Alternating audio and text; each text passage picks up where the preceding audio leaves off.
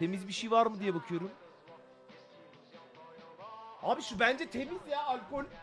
Sucuğa bak. Oğlum görünce şimdi aklıma geldi. Başak'la alışverişe gittik, tamam mı? Başak da az çok zaten tanıdınız yengenizi. Böyle kibar konuşuyor ya. Tamam mı? Ben Başak'a böyle yaptım. Tam çıktık. Lan kerane tatlısı, kerane tatlısı yemeyek mi, yemeyek mi falan dedim. Yani işte bir 10 gün falan oldu.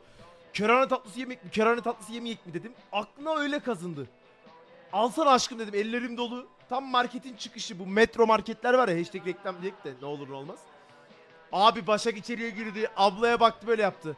Pardon, kolay gelsin. 2 adet kerane tatlısı olabilir.